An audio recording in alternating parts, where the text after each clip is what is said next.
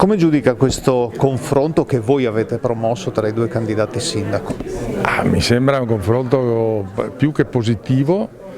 I candidati sindaci si sono dimostrati sensibilissimi a questa iniziativa, si sono esposti, hanno detto esattamente quello che ci attendevamo, massima disponibilità come è sempre stata con le precedenti amministrazioni di Montebelluna, e sarà così anche in futuro. Adalberto Bordin, candidato del centrodestra.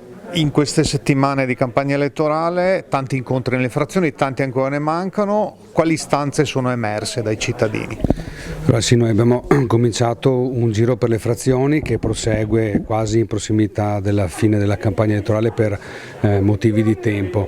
Ogni frazione ci accoglie molto, devo dire la verità, molto amichevolmente, ognuna ha le proprie sensibilità diverse, ognuna ha le proprie criticità da risolvere, comunque sempre in un'ottica di amichevole collaborazione. Le cose che vengono ovviamente più richieste sono le cose a livello viario, dove comunque come amministrazione negli ultimi 10 anni abbiamo fatto tutto il possibile per venire incontro alle esigenze non solo da un punto di vista di sicurezza stradale, ma anche da un punto di vista di decoro. Proseguiamo sotto questo filone fino a quasi, ripeto, il fine della campagna elettorale, raccogliendo tutte le istanze non solo per quanto riguarda le frazioni, ma anche al mercato cittadino. Raccoglieremo anche lì le istanze in centro delle persone che molto probabilmente comunque saranno abitanti delle frazioni.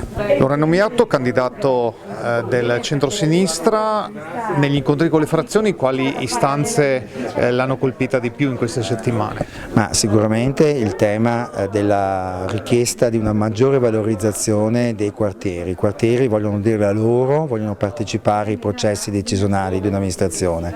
Il tema della manutenzione, il tema dell'ambiente, il tema dell'ecologia e soprattutto il tema dei servizi alle persone. Questi sono ambiti che ho sentito esigenze da parte proprio dei cittadini.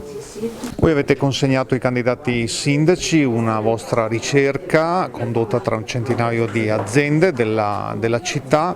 Quali risposte i candidati hanno dato e su quali invece hanno detto poco? Non per scusare i candidati, ma il documento gli è stato consegnato oggi, quindi molto probabilmente dovevano ancora visionarlo e quindi hanno risposto sulle sollecitazioni che sono state fatte dal moderatore. Loro sicuramente sono abituati ad altri incontri, ad altri dibattiti, quindi forse su tante cose avevano già una ricetta, un discorso, non dico pronto, ma quasi. Torneremo punto su punto magari nel corso della legislatura.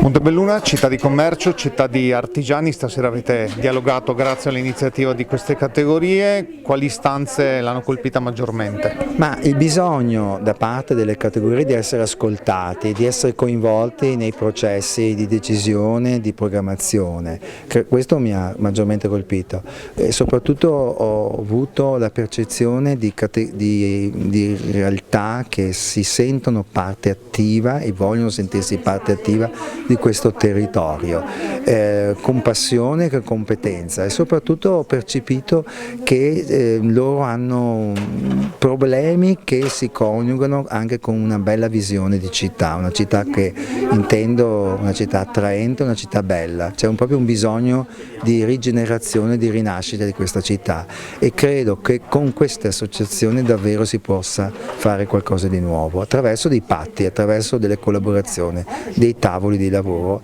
che saranno convocati dalla mia amministrazione in maniera puntuale e soprattutto continua.